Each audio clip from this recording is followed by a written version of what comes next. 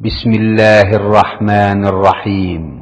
পরম করুণাময় ও অসীম দয়ালু আল্লাহর নামে শুরু। ومن أحسن قولا ممن دعا إلى الله وعمل صالحا وقال إنني من المسلمين।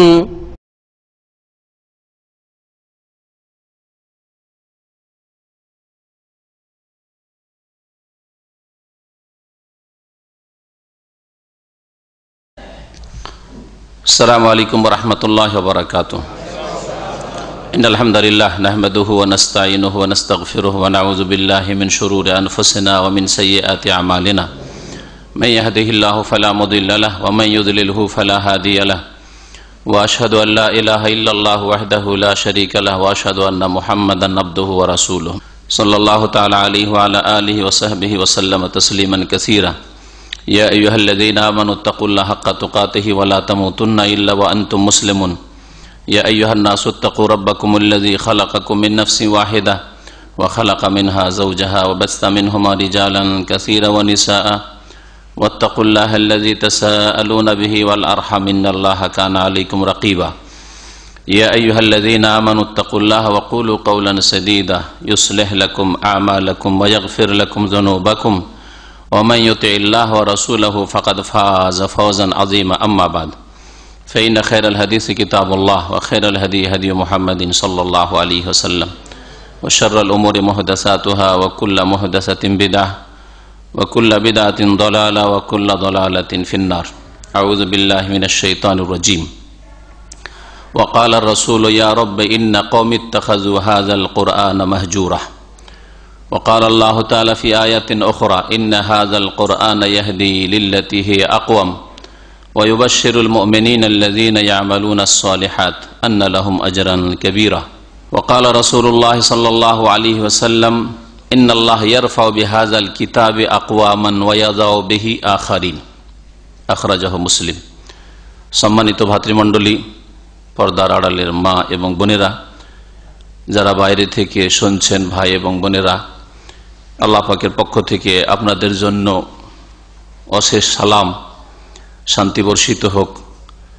তারপরে আমরা প্রশংসা পেশ করেছি সুন্নতি খুতবায় এবং সালাতু সালাম পেশ করেছি রাসূলুল্লাহ সাল্লাল্লাহু আলাইহি সাল্লামের উপর। আল্লাহ পাক রব্বুল আলামিন যেন আমাদেরকে তার শুকরিয়া যথাযথভাবে জ্ঞাপন করার তৌফিক দান করেন। আল্লাহ পাক রব্বুল আলামিন যেন তার হক আদায় করার তৌফিক দান করেন, তার রাসূল সাল্লাল্লাহু আলাইহি সাল্লামের হক আদায় করার তৌফিক দান করেন। তিনি যে কিতাব নাযিল করেছেন সেই কিতাবের হক আদায় করার জন্য আল্লাহ পাক তৌফিক দান করেন। আজকের আলোচ্য বিষয় হচ্ছে কোরআনুল কারীমের হক বা অধিকার সম্পর্কে। কোরআনে কারীম আল্লাহ পাক রব্বুল আলামিন নাযিল করেছেন মানব জাতির জন্য, সমস্ত মানুষের জন্য, বরং জিনদের জন্য আল্লাহ পাক রব্বুল আলামিন এই কোরআন নাযিল করেছেন। এই কোরআনে কারীম দিয়ে যেমন সম্বোধন করেছেন আদম সন্তানকে, তেমন সম্বোধন করেছেন আল্লাহ পাক রব্বুল আলামিন জিনদেরকে।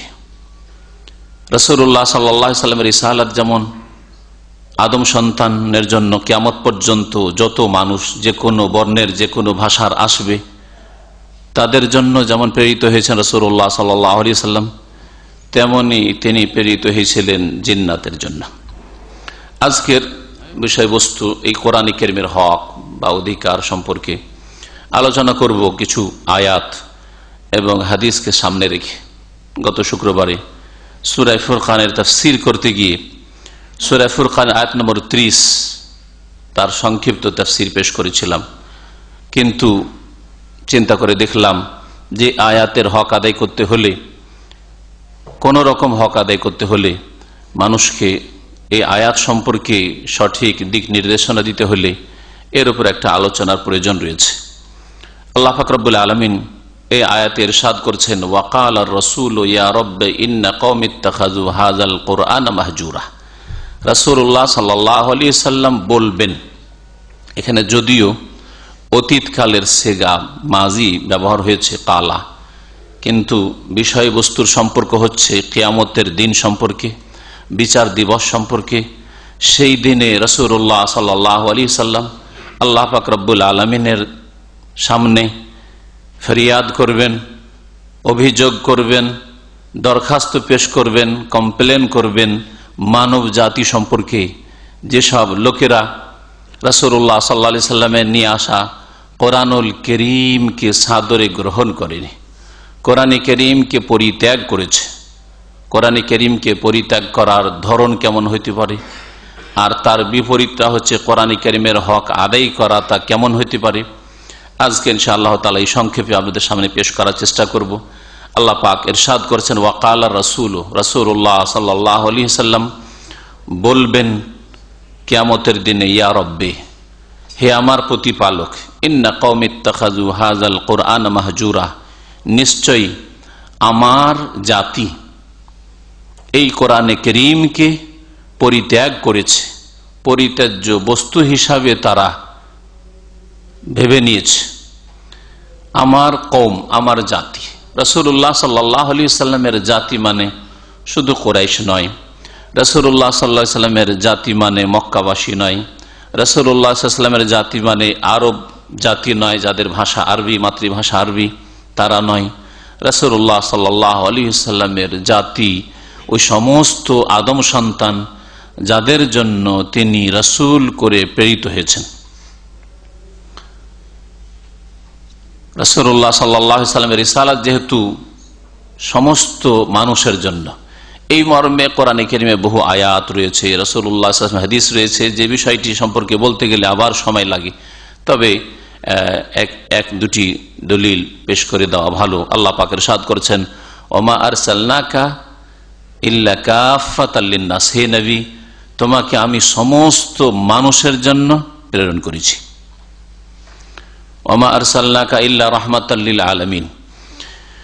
রাসূলুল্লাহ সাল্লাল্লাহু আলাইহি ওয়াসাল্লাম ইরশাদ করেছেন, ওয়াল্লাহি, আল্লাহর কসম করে বলছি, লা ইয়াসমাউ বি মিন হাযিহিল উম্মতি ইয়াহুদিয়ুন আও নাসরানী, আমার সম্পর্কে কোন মানব জাতির ইহুদি অথবা খ্রিস্টান যদি শোনে, সুম্মা লা ইউমিনু বি, তারপরে আমার প্রতি যদি ঈমান না নিয়ে আসে, বিশ্বাস না করে, ইল্লা কানা মিন আসহাবি আহলিন নার বা ইল্লা কানা মিন আসহাবিন নার, তাহলে সেই ব্যক্তি অবশ্যই জাহান্নামের অধিবাসী হবে। রাসূলুল্লাহ সাল্লাল্লাহু আলাইহি ওয়াসাল্লাম সম্পর্কে শুনতে পেল, জানতে পারল যে একজন রাসূল এসেছেন। আজকে পৃথিবীতে এমন কোন মানুষ আছে যে জানে না যে মুহাম্মদ রাসূলুল্লাহ সাল্লাল্লাহু আলাইহি ওয়াসাল্লাম একজন রাসূল এবং তিনি মানব জাতির কল্যাণের জন্য প্রেরিত হয়েছিলেন।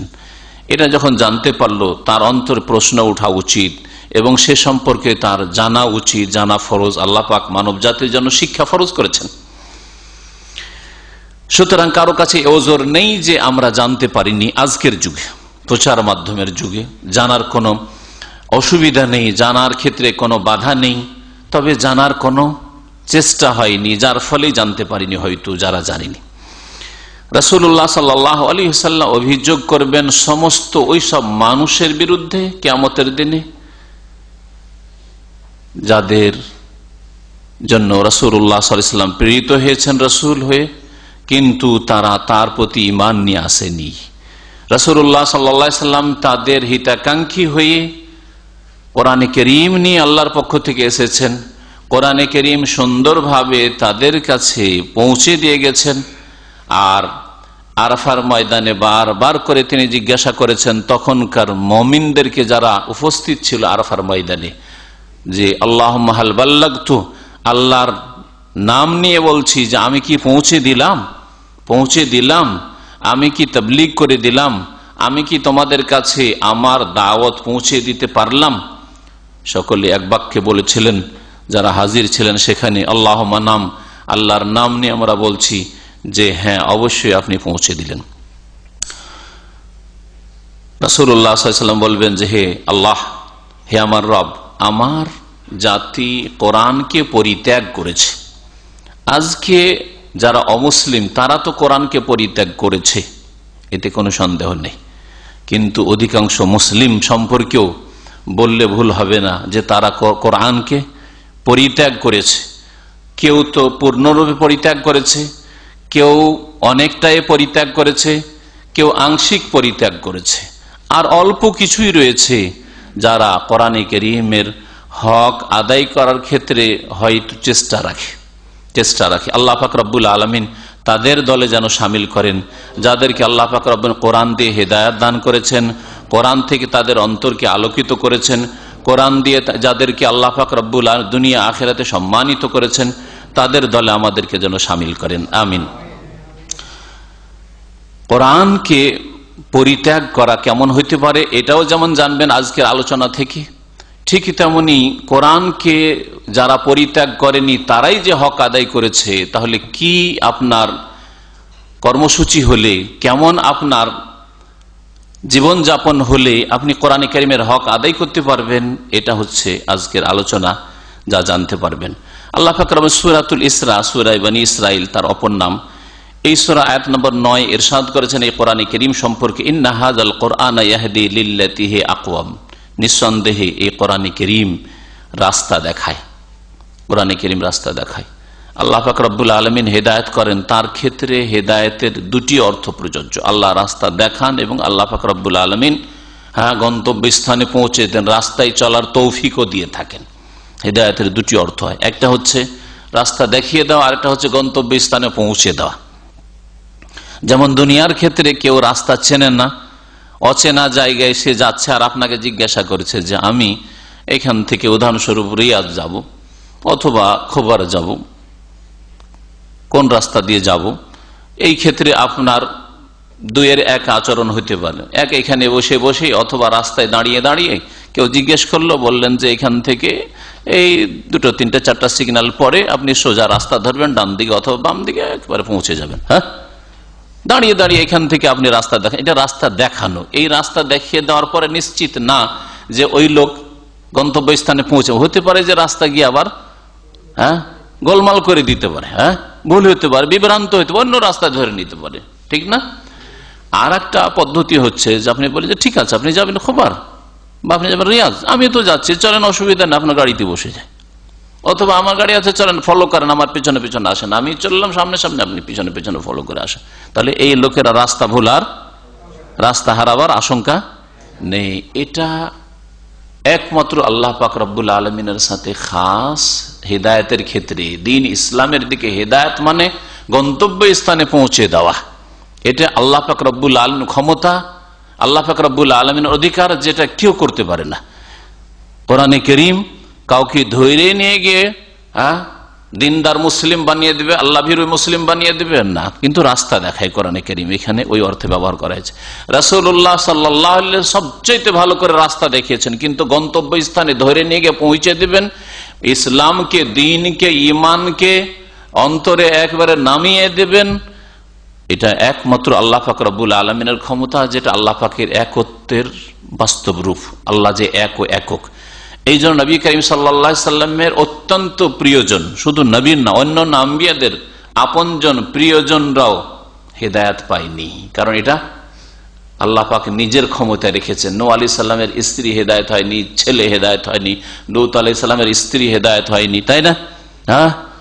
আসিয়ার স্বামী ফেরাউন হেদায়েত হয়নি, রাসূলুল্লাহ সাল্লাল্লাহু আলাইহি সাল্লামের চাচা আবু তালেব হেদায়েত হয়নি, আবু লাহাব হেদায়েত হয়নি, অথচ রাসূলুল্লাহ সাল্লাল্লাহু আলাইহি সাল্লাম প্রত্যেকের ক্ষেত্রে বড় হিতাকাঙ্ক্ষী ছিলেন, আর বিশেষ করে আপনজন আত্মীয়দেরকে হেদায়েত করার জন্য কত আপ্রাণ চেষ্টা করেছেন, তারপরে তারা হেদায়েত হয়নি। কারণ আল্লাহ পাক রব্বুল তার তৌহিদ মানব জাতিকে জানাতে চেয়েছেন যে হেদায়েত মানে গন্তব্য স্থানে পৌঁছে দেওয়া, কলবে হৃদয় ঈমানকে একেবারে বসিয়ে দেওয়া, এটা একমাত্র আল্লাহ পাকের কাজ।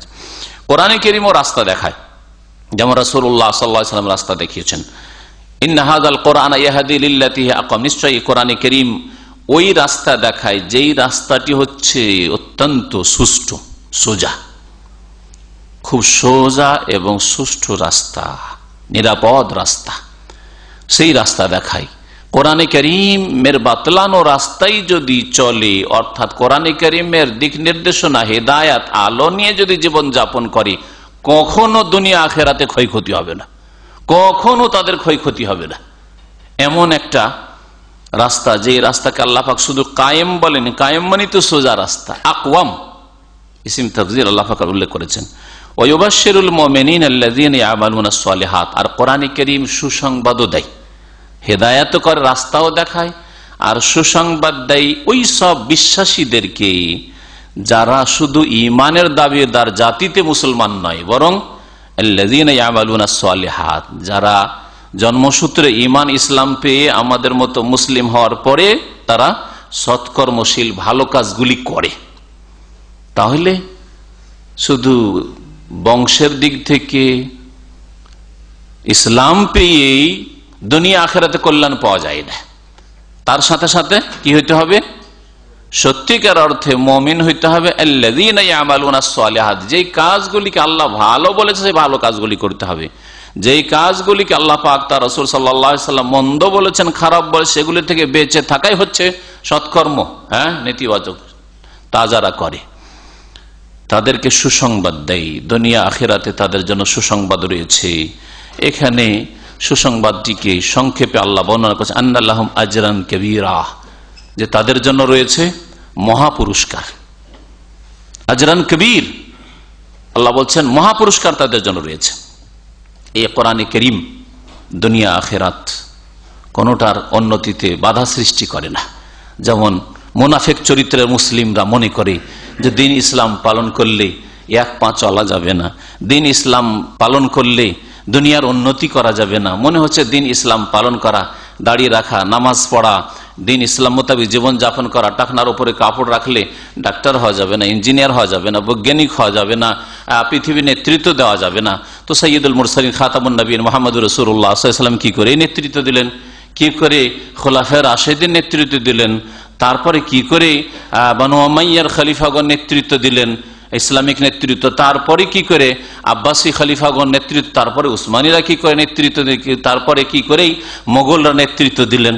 যেখানে ভারতে এখনো সংখ্যালঘু মুসলিম, তখনও সংখ্যালঘু মুসলিম ছিল, সংখ্যালঘু হওয়া সত্ত্বেও কি করেই তারা 800 বছর ধরে নেতৃত্ব দিতে পারলেন। দিন ইসলাম মানলে চলা যাবে না, উন্নতি করা যাবে না, এটি ঈমান নষ্টকারী কথা, এটি ইসলাম ভঙ্গকারী কথা, এটা হচ্ছে কুফরি কথা, যাতে ইসলাম থেকে একজন মানুষ বেরিয়ে যায়। আল্লাহ পাক রব্বুল আলামিন এই কোরআনে কারীম দিয়ে মানুষকে সম্মানিত করেন। এই মর্মে উমর ইবনে খাত্তাব রাদিয়াল্লাহু তাআলা আনহু থেকে বর্ণিত, নবী করিম সাল্লাল্লাহু আলাইহি ওয়াসাল্লাম বলেছেন, ইন্নাল্লাহা ইয়ারফাউ বিহাযাল কিতাবি আকওয়ামান ওয়া ইয়াদাউ বিহি আখারিন, নিশ্চয়ই আল্লাহ পাক রব্বুল আলামিন এই কিতাব দিয়ে, কোরআনে কারীম দিয়ে বহু জাতিকে ইয়ারফাউ মানে উঁচা করেন, সম্মানিত করেন। উঠিয়েছেন শুধু না, রাফা বলা হয়নি, ইয়ারফাউ উঠান, সম্মানিত করেন, সম্মানিত করেছেন, করছেন, করবেন কিয়ামত পর্যন্ত। এমন না যে বিশেষ কোন পিরিয়ডের জন্য, বিশেষ কোন সময়ের জন্য খাস, ওই জামানাটাতেই উন্নতি করেছিল, ছাগল বকরি চড়াইতো, আর উটের গোশত আর দুধ ছাড়া আর কোনো তাদের খাদ্য ছিল না, ওখান থেকে তারা খেলাফত পেয়েছিল, এতটুকু ওই সময়ের জন্য সীমিত ছিল, এমন কথা নয়। আল্লাহ পাক রব্বুল আলামিন বহু জাতিকে সম্মানিত করেন এই কিতাব কোরআনে কারীম দিয়ে। দুনিয়ার ক্ষেত্রে, দিনের ক্ষেত্রে গোলাম কৃতদাস, তারা বড় বড় মুহাদ্দিস, ইমাম, ফাকিহ পয়দা হয়েছে। তারা অনারব, যাদের মাতৃভাষা আরবি ছিল না, তারা এমন বড় বড় আইম্মা আর মুহাদ্দিসিন পয়দা হয়েছে যে অনেক আরব তাদের কাছে আসতে পারেনি। ইমাম বুখারী রাহমাতুল্লাহ আলাইহি কোথাকার মানুষ ছিলেন বলুন তো দেখি? কোরআনে কারীমের পরে যার সংকলিত কিতাবের স্থান কোথাকার মানুষ? বুখারা, উজবেকিস্তানের মানুষ। তার ভাষা, মাতৃভাষা আরবি ছিল না। এইরকম বহু আইম্মায়ে কেরাম, যেটা আজকের বিষয়বস্তু না। আল্লাহ পাক রব্বুল আলামিন এই কোরআনে কারীম দিয়ে বহু জাতিকে সম্মানিত করেন, দিনের ক্ষেত্রে, দুনিয়ার ক্ষেত্রে। আর সবচেয়ে বড় ইজ্জত হচ্ছে দিনের নেতৃত্ব।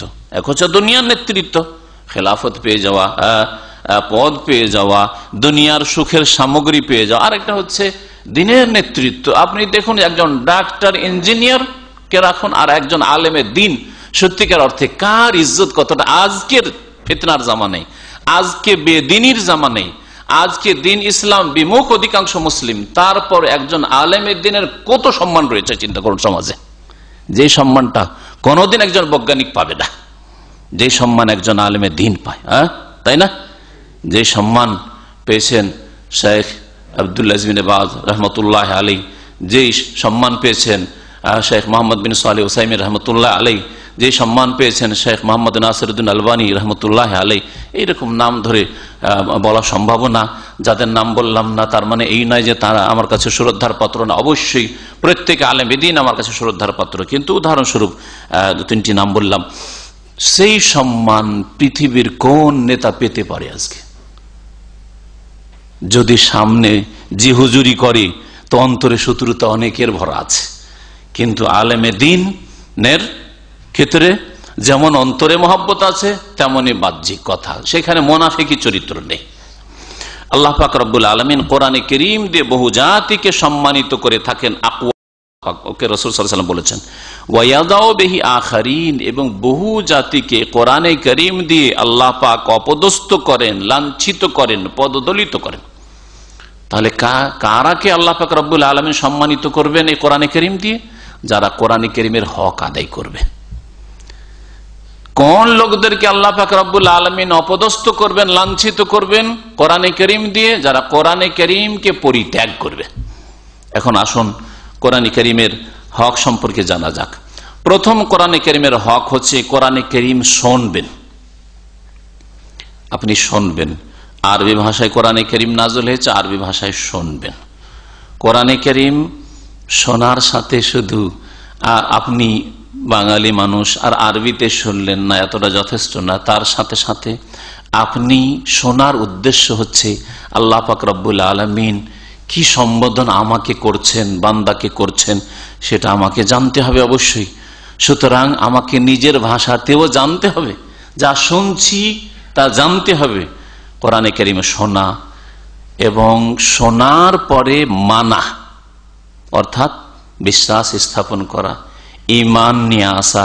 কোরআনে কারীমের শুরু থেকে সূরা ফাতিহা থেকে শুরু করে সূরা নাস পর্যন্ত আল্লাহ পাক রব্বুল যা বলেছেন, আকীদা বিশ্বাস হোক, ইবাদত হোক, আখলাক চরিত্র হোক, কিসসা কাহিনী হোক, আর অতীতের কোনো ঘটনাবলী হোক, আর ভবিষ্যতের কোনো ভবিষ্যৎবাণী হোক, সব কিছুকে বিশ্বাস করা এবং এটাকে মানুষের রচিত মনে না করা, বরং এটাকে ওহী বলে বিশ্বাস করা। ওহী দেখিনি ওহী নাযিল হইতে, বুঝি না কেমন করে ওহী নাযিল হয়। সাহাবায়ে কেরামরাও বুঝেননি হয়তো, কিন্তু আল্লাযীনা ইউমিনুনা বিল গায়ব, প্রথমে সূরা ফাতিহার পরে সূরা বাকারার শুরুতে আল্লাহ পাক শর্ত লাগিয়েছেন যে কোরআনে কারীম তাদেরকে রাস্তা দেখাবে যারা আল্লাহ ভীরু, হুদাল লিল মুত্তাকিন। আর আল্লাহ ভীরু কারা? যারা না দেখে বিশ্বাস করে।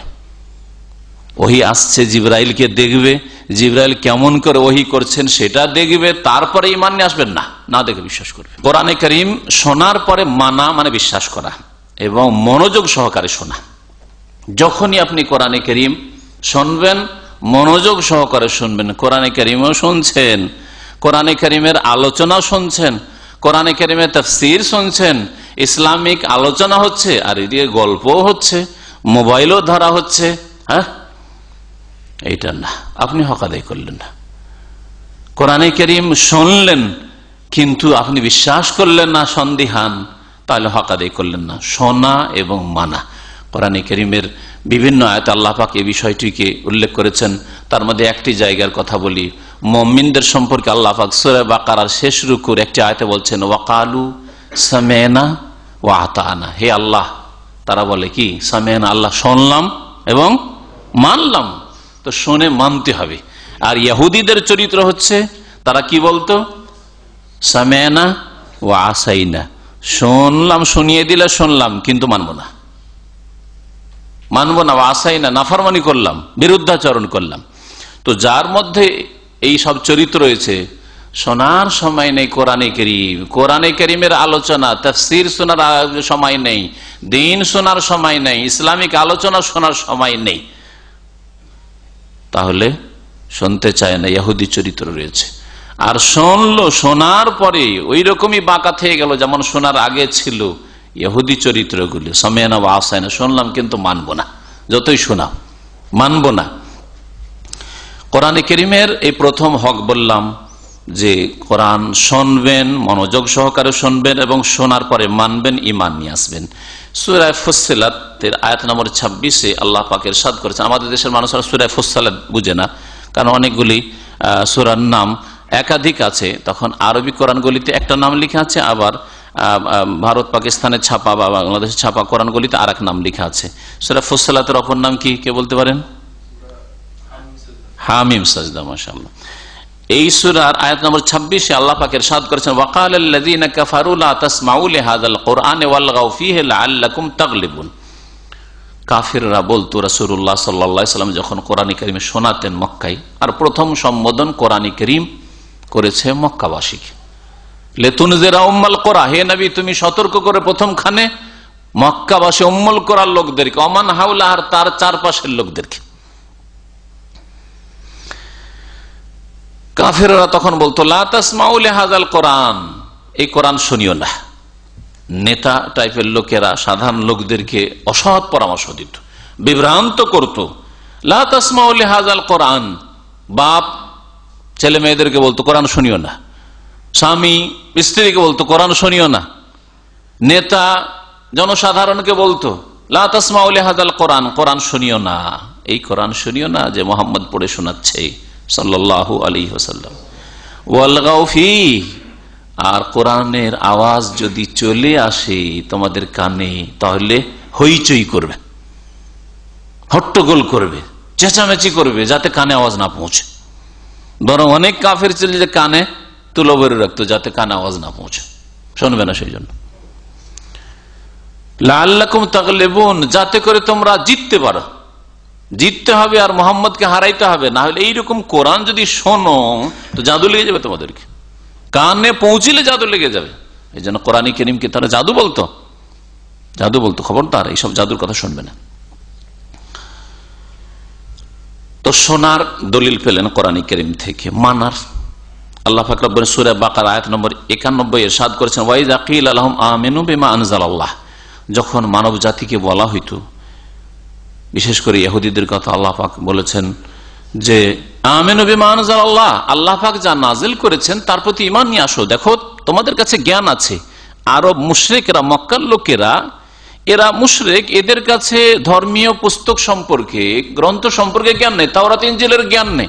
তোমাদের কাছে শুনে শুনে কিছু বলে, আর তোমরা তো সরাসরি পড়তে পারো তাওরাত ইনজিল। তো তোমরা আল্লাহ পাকের নাজিলকৃত কিতাবের প্রতি ঈমান নিয়ে আসো। কালু, তখন তারা বলতো, নুমিনু বিমা উনজিলা আলাইনা, আমাদের উপর, আমাদের জন্য যা নাজিল হয়েছে মানে তাওরাত ইনজিল, ওটা মানবো। ওয়া ইয়াকফুরুনা বিমা ওয়ারাআহু, এবং তাওরাত ছাড়া অন্য যা কিছু আছে আল্লাহ প্রদত্ত তা অস্বীকার করত, তার সাথে কুফরি করত। কোরআনের সাথে তারা কুফরি করেছিল। ওয়াহুয়াল হক, অথচ কোরআন হচ্ছে চিরসত্য হক, কোরআন হচ্ছে হক। মুসাদ্দিকাল লিমা মাহুম, তাদের কাছে যেসব কিতাব রয়েছে, গ্রন্থ রয়েছে, তাওরাত ইনজিল, তার সত্যায়নকারী হচ্ছে কোরআন কারীম, কারণ তাতে ভেজাল মিশিয়ে দিয়েছে। তাওরাত ইনজিলকে বিকৃত করে তাতে নিজের কথা সংযোজন করেছে, বাড়িয়ে দিয়েছে, ঘটিয়ে দিয়েছে। কোরআনে কারীম এসে ওতে যেই কথাগুলি আছে আর ওই কথাগুলির কোরআনে কারীমে সমর্থন আছে, এর মাধ্যমে কোরআনে কারীম কি করে, তাওরাত ইনজিলের সত্যায়ন করে, সমর্থন করে। যেসব কথা আল্লাহ প্রদত্ত সেগুলি সমর্থন করেছে, আর যেগুলি কথা সংযোজন করেছে আল্লাহ পাক রব্বুল আলামিন যা নাজিল করেননি, ভ্রান্ত কথা তারা তাতে সংযোজন করেছে, আম্বিয়া সম্পর্কে অথবা দিন সম্পর্কে, এইরকম যে কোনো বিষয় সম্পর্কে, সেগুলিকে কোরআনে কারীম অস্বীকার করে। মুসাদ্দিকাল লিমা মাহুম, এই জন্য আল্লাহ পাক রব্বুল কোরআনে কারীমকে সত্যায়নকারী বলেছেন তাওরাত ইনজিলের। কুল ফালিমা তাকতুলুনা আম্বিয়া আল্লাহ, আল্লাহ পাক নবীকে বলছেন যে হে নবী, তাহলে জিজ্ঞেস করো এই ইহুদিদেরকে যে তোমরা যদি তোমাদের প্রতি নাজিলকৃত কিতাবকে মানো, তাওরাত মানা লোক, তাহলে তোমরা যুগে যুগে আল্লাহর নবীগণকে কেন খুন করেছিল? তাহলে বোঝা গেল যে ইহুদিদের ইতিহাস খুব কালো ইতিহাস। এই ইতিহাসে বহু নবীদেরকে তারা খুন করেছে, যাদের কথা আল্লাহ পাক রব্বুল আলামিন হয়তো কোরআনে কারীমে বর্ণনা করেনি, এমনও নবীকে তারা খুন করেছে মিন কাবল, এর পূর্বে। তাহলে তোমরা যদি মুমিনী হলে, ইন কুনতুম মুমিনিন, মুমিনী হলে, বিশ্বাসী হলে, যে তোমরা তাওরাত ইনজিলে বিশ্বাসী, তাহলে আম্বিয়া রসুলগণের সাথে বেয়াদবি শুধু না, তাদেরকে খুনও পর্যন্ত তোমরা করেছো, কেন করেছো? আর এক নবীর কথা আল্লাহ বলেন আম্বিয়া আল্লাহ, তাহলে বোঝা গেল যে এরা নবী, বহু নবীকে এরা খুন করেছে, আর এরা হচ্ছে চরমপন্থী, এরাই হচ্ছে সন্ত্রাসী, ইহুদিরাই হচ্ছে সন্ত্রাসী। আর আজকালকার ভাষায় যে সন্ত্রাসী বলা হচ্ছে মুসলিমদেরকে, ধার্মিক মুসলিমদেরকে, এটা ইহুদিদের আবিষ্কার। আর আরবি একটা প্রবাদ রয়েছে, সেই প্রবাদের বাস্তবায়ন রামাতনি বেদায়েহা ওয়ান সাল্লাত। আরবিতে একটা কথা আছে যে নিজে অপরাধ করলো, করার পরে অপরাধটা অন্যের ওপর চাপিয়ে দিল, চাপিয়ে দিয়ে কেটে পড়লো। এ হচ্ছে ইহুদিদের চরিত্র। তাহলে এই আয়াত দ্বারা আমরা জানতে পারলাম যে কোরআনে কারীমের হক হচ্ছে কোরআনে কারীমের প্রতি বিশ্বাস করা, আল্লাহ পাক যা বলেছেন তা শুনে মেনে নেওয়া, বিশ্বাস করা। কোরআনে কারীমের দ্বিতীয় হক হচ্ছে কোরআনে কারীমের শিক্ষা অর্জন করা, শিখতে হবে এবং শিখাতে হবে। যারা শিখে নিয়েছেন অন্যকে শিখাতে হবে। কোরআনে কারীমের তেলাওয়াত করতে হবে, এবং তেলাওয়াত সম্পর্কে শেখ ইবনে উসাইমিন রাহমাতুল্লাহ আলাইহি তার মাজালিসে শাহরে রমাদান কিতাবে আর অন্যান্য কিতাব উল্লেখ করেছেন যে তেলাওয়াত হচ্ছে দুই রকম, একটা হচ্ছে তেলাওয়াতের লফজি, একটা হচ্ছে অক্ষরের তেলাওয়াত, শব্দের তেলাওয়াত, আর একটা হচ্ছে যেটাকে আমাদের দেশের মানুষরা তেলাওয়াত বোঝে। তেলাওয়াত মানে আবৃত্তি করা, তাই না? মানে শব্দগুলি পাঠ করলেন, যেন পড়লেন আলহামদুলিল্লাহ রাব্বিল আলামিন আর রহমানির রহিম, এটা তেলাওয়াত। এই তেলাওয়াতটা আমাদের অনারবরা বুঝে, কিন্তু তেলাওয়াত কোরআনের ভাষায় দুই অর্থে ব্যবহার হয়ে থাকে এই শব্দটি। তেলাওয়াত তালায়াতুল মানে হচ্ছে ফলো করা, তালায়াতুল মানে হচ্ছে অনুসরণ করা, ইত্তেবা করা। তো তেলাওয়াত দুই রকম, একটা হচ্ছে শব্দের তেলাওয়াত যা আবৃত্তি করা, পাঠ করা, আর আরেকটা হচ্ছে তেলাওয়াতে হুকমি বা হাকিকি, আসল তেলাওয়াত, সেটা হচ্ছে অনুসরণ করা। কোরআনে কারীম পড়ে তা অনুসরণ করবেন। তাহলে কোরআনে কারীমের তেলাওয়াত করা এবং কোরআনে কারীম মুখস্থ করা, কোরআনে কারীম মুখস্থ করা, এটা হচ্ছে কোরআনে কারীমের মুজিজা। পৃথিবীর কোন কিতাব মুখস্থ কেউ রাখতে পারেনি, একমাত্র কোরআনে কারীম। একজন দুইজন আর 1000 2000 না, লক্ষ লক্ষ মুসলিম ছেলে মেয়েরা কোরআনে কারীমের হাফেজ রয়েছে, আর এমন ভাবে মুখস্থ আছে যে কোরআনে কারীমের সমস্ত কপি পৃথিবী থেকে যদি শেষ হয়ে যায়, তবু কোরআনে কারীমকে মানুষের অন্তর থেকে মুছে ফেলা যাবে না, মুছে ফেলা যাবে না। এই হচ্ছে কোরআনে কারীমের মুজিজা।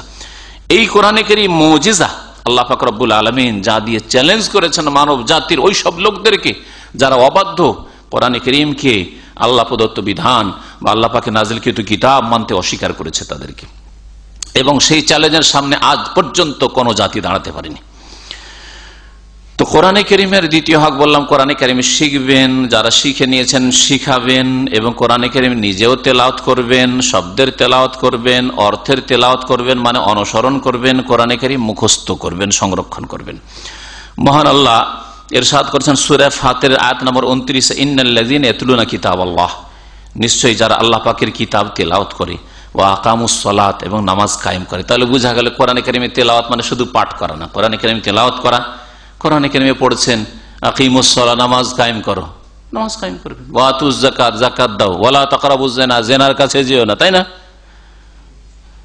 ওয়া আকামুস সালাত, নামাজ কায়েম করবে। ওয়া আনফাকু মিম্মা রাযাকনাহুম সিররান ওয়া আলানিয়া, এবং যা আমি তাদেরকে দিয়েছি তা থেকে গোপনে প্রকাশ্যে ব্যয় করি, খরচ করি। যাকাত দিয়ে থাকে এক ব্যয় করা, আর যা আল্লাহ পাক তার উপর ফরজ করেছেন ব্যয় বহন করা তাও করে থাকে। ইয়ারজুনা তিজারাতান লান তাবুর, তারা এমন ব্যবসার আশা রাখতে পারে আল্লাহ পাকের কাছে যেই ব্যবসায় কোনো লস হয় না। যারা কোরআনে কারীম তেলাওয়াত করে, নামাজ কায়েম করে, যাকাত দিয়ে থাকে, আল্লাহর রাস্তায় ব্যয় করে, প্রকাশ্য গোপনে যখন যেরকম প্রয়োজন, গোপনে প্রকাশ্যে প্রয়োজন হলে প্রকাশ্যে করবে, আর না হলে অধিকাংশ সময় গোপনে খরচ করা ভালো। আপনি বাপ মাকে দিচ্ছেন মানে আপনি ঢোল পিটে বেড়াবেন, আপনি ভাই বোনকে মানুষ করেছেন সেই জন্য গ্রামের লোকদেরকে আর বন্ধু মহলকে সবকে বলবেন আমার ভাইকে মানুষ করলাম, এই করলাম, তাহলে আপনি দুনিয়াতে শুধু খ্যাতি চান, আখেরাতের জন্য এগুলোকে সংরক্ষিত রাখতে চান না। এই জন্য আসল হচ্ছে যে কোনো খরচের ক্ষেত্রে সেটা গোপনে করবেন আপনি, দান খায়রাতি হোক আর আপনার কোন ফরজ ব্যয় বহন হোক, গোপনে করবেন। কিন্তু যখন প্রয়োজন রয়েছে প্রকাশ করার, যেমন ফরজ যাকাত, যাকাত প্রকাশ করেই দিতে হবে। এইরকমই যেখানে আপনি একাই এই দিনের খেদমতটা আঞ্জাম দিতে পারছেন না, আরো অনেক লোকের সহযোগিতার প্রয়োজন রয়েছে, তখন প্রকাশ্যে করবেন। আল্লাহ পাক এই জন্য দুটোরই প্রশংসা করেছেন। কিন্তু নিয়ত যদি এই থাকে যে আমি প্রকাশ এই জন্য করছি যাতে লোকেরা জানুক যে আমি দানশীল, যাতে করে জানুক যে আমি আত্মীয় স্বজনকে দেখি, যাতে মানুষ আমার সুনাম করুক, লোকে আমাকে চেনুক, তাহলে দুনিয়াতে যা চেয়েছিলেন তাই পাবেন, আখিরাতে কিছু পাবেন না। আপনি নিজের ক্ষতি নিজেই করলেন। আল্লাহ পাক রব্বুল আলামিন ইরশাদ করেছেন, যারা এই কাজগুলি করে তাদের এমন ব্যবসার আশা রয়েছে যে ব্যবসায় কোনোদিন লস হয় না। দুনিয়ার এমন কোনো ব্যবসা নেই যাতে লসের সম্ভাবনা থাকে না, তাই না? যে কোনো ব্যবসা শুরু করেন তাতে যদিও আপনি আশা করছেন যে আমি হয়তো লস খাবো না, কিন্তু লস হতে পারে, কখনো গিয়ে হইতে পারে।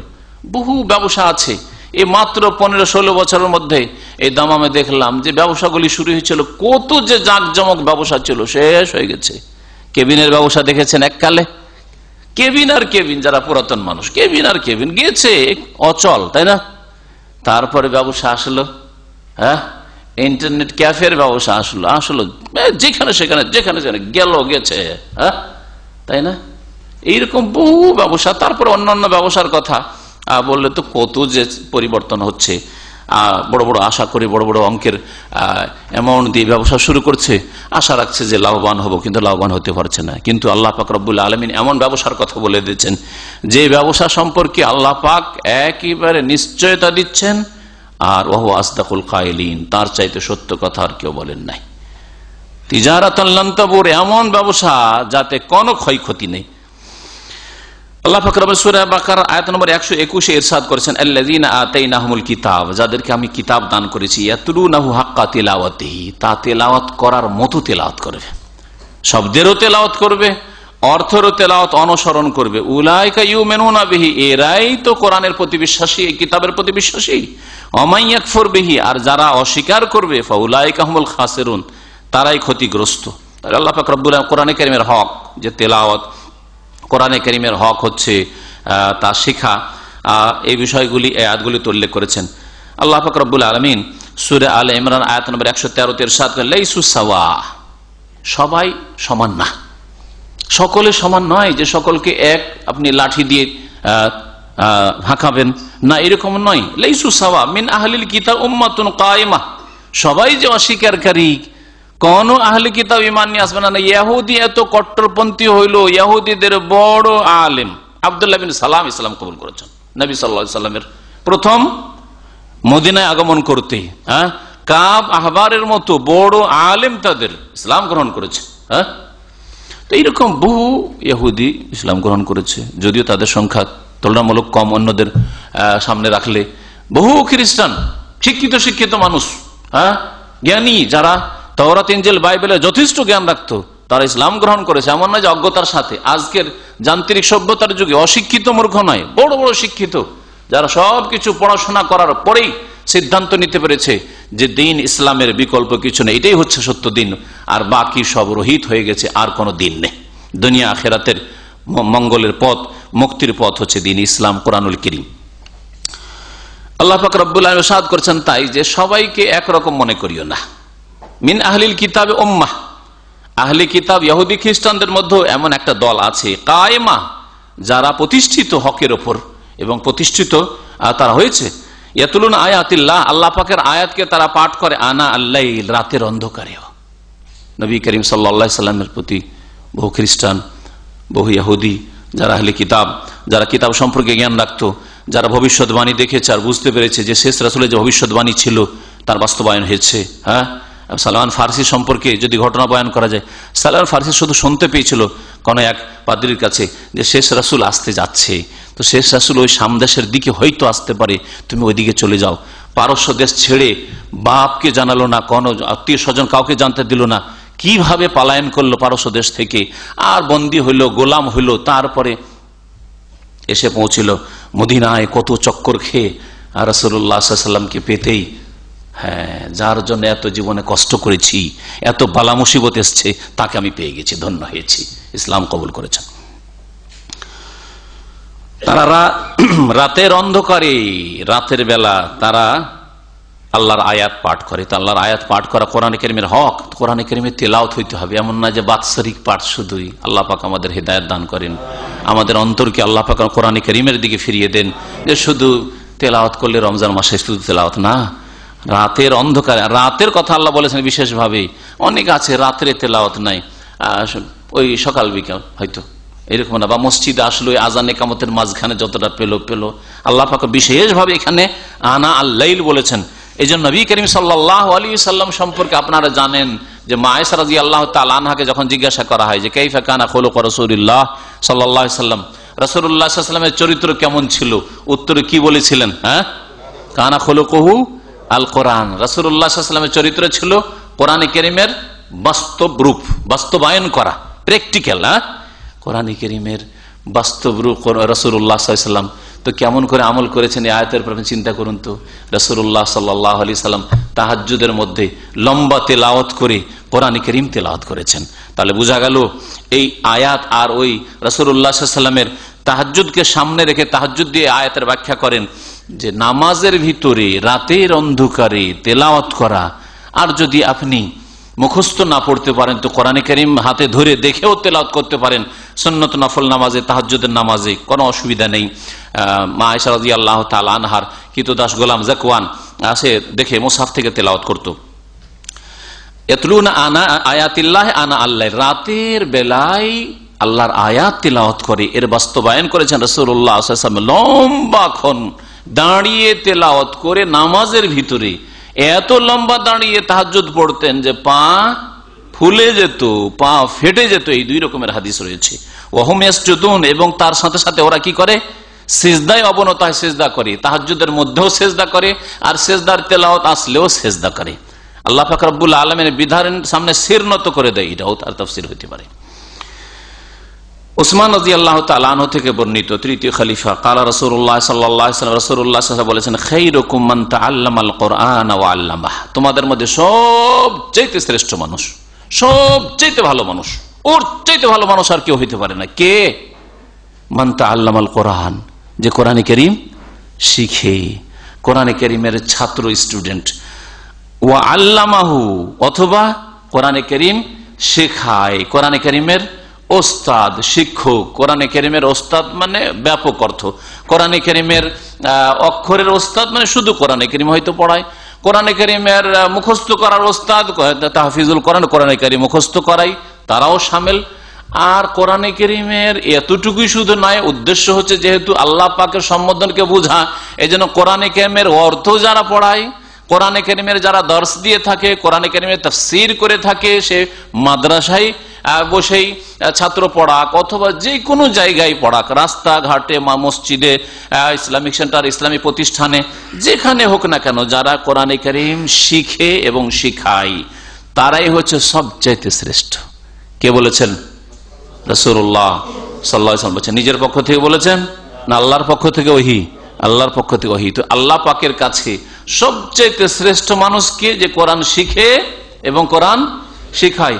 আর মুহাম্মদুর রাসূলুল্লাহ সাল্লাল্লাহু আলাইহি ওয়াসাল্লাম সবচেয়ে শ্রেষ্ঠ এই জন্য যে তিনি কোরআন শিখিয়েছেন জিবরাইল আলাইহিস সালাম থেকে, এবং কোরআন শিখিয়েছেন সবচেয়ে শ্রেষ্ঠ মানুষদেরকে, রাসূলুল্লাহ সাল্লাল্লাহু আলাইহি ওয়াসাল্লামের আম্বিয়াদের পর সাহাবায়ে কেরাম রাদিয়াল্লাহু তাআলা আনহুম আজমাইন, তাদেরকে, তাই না?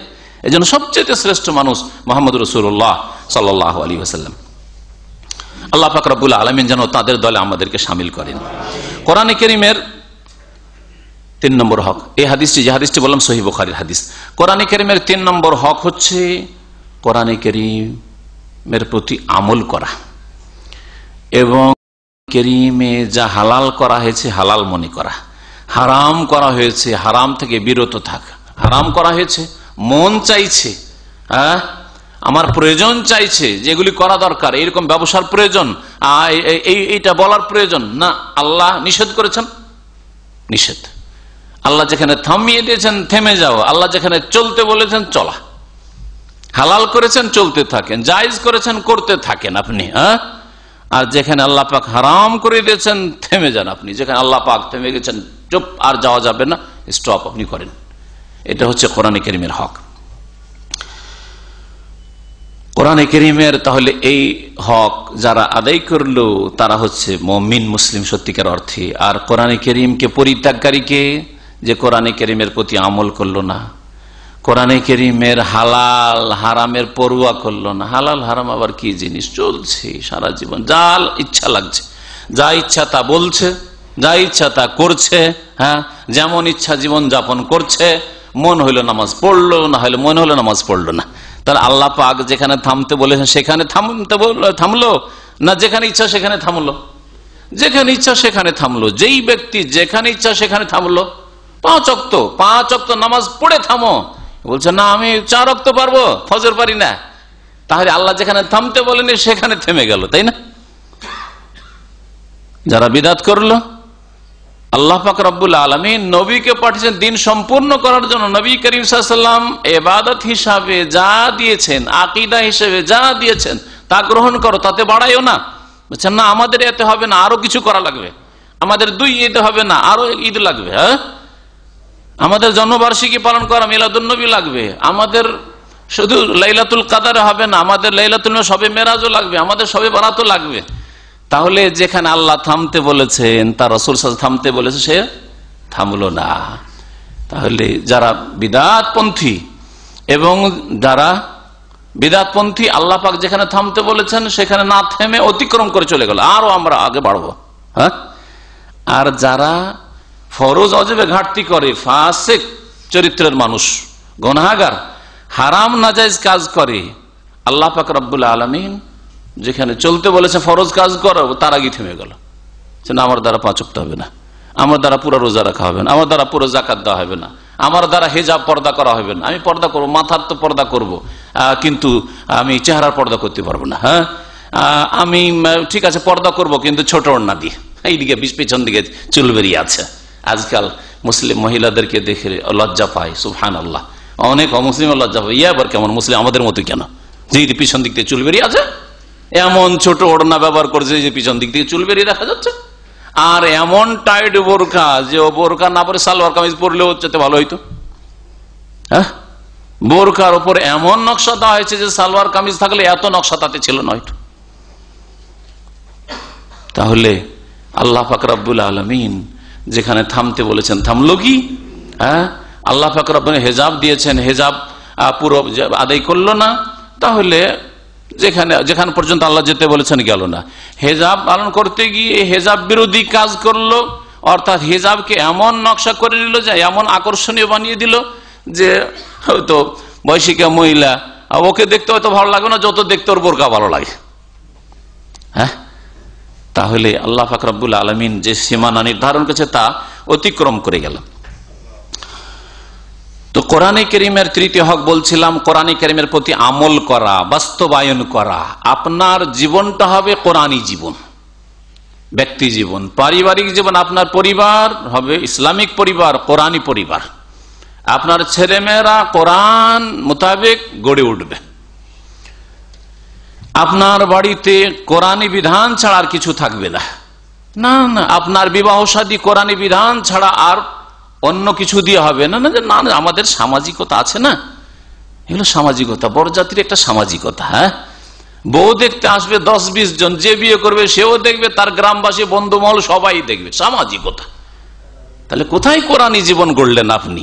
বিবাহের ক্ষেত্রে কোরআনী জীবন নেই, তালাকের ক্ষেত্রে কোরআনী জীবন নেই। একসাথে দিল 3টে ঝেড়ে, আর 3টে ঝেড়ে দিয়ে দেখলো যে আরে বাপরে, এ তো ছাড়া যাবে না, বাচ্চা আছে, অথবা আর আগের সময় নাই বলেছি কিন্তু ও আমাকে ভালোবাসে, আমি ওকে ভালোবাসি, সেও রেগেছিল, আমিও রেগেছিলাম, তো একে তো কোন রকম করে তা হালাল করতে হবে। তো যা এখন বিদাতি মোল্লাদের কাছে যা, আর বিদাতি মোল্লা একটা ভাড়াইটা পাঠা খোঁজ করতে বলবে। আমি এটা বলছি না, কিন্তু ভাড়াইটা পাঠা কথা নবী সাল্লাল্লাহু আলাইহি ওয়াসাল্লাম বলেছেন।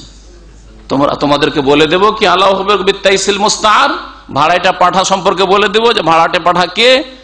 বলছে ভাড়াটা পাঠা ওই যে 1-2 দিনের জন্য 3 দিনের জন্য বিয়ে দিলে ওটা ভাড়াটা পাঠা।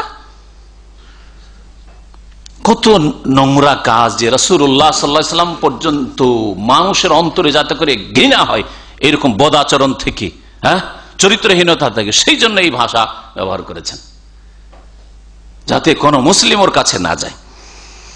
তো না বিবাহের ক্ষেত্রে কোরআনী জীবন, না তালাকের ক্ষেত্রে কোরআনী জীবন, না রাজাতের ক্ষেত্রে বিবিকে ফিরিয়ে নেওয়ার ক্ষেত্রে কোরআনী জীবন, না ব্যক্তি জীবনে 5 ওয়াক্ত নামাজের ক্ষেত্রে কোরআনী জীবন, না রোজা যাকাত হজ কোরআনী জীবন, না হেজাব পর্দার ক্ষেত্রে কোরআনী জীবন, না ছেলে মেয়েদের তালিম শিক্ষা দীক্ষার ক্ষেত্রে কোরআনী জীবন, না ইসলামিক সিলেবাস কোরআনী syllabus, on Islamic syllabus, secular syllabus, ধর্মনিরপেক্ষতার সিলেবাস।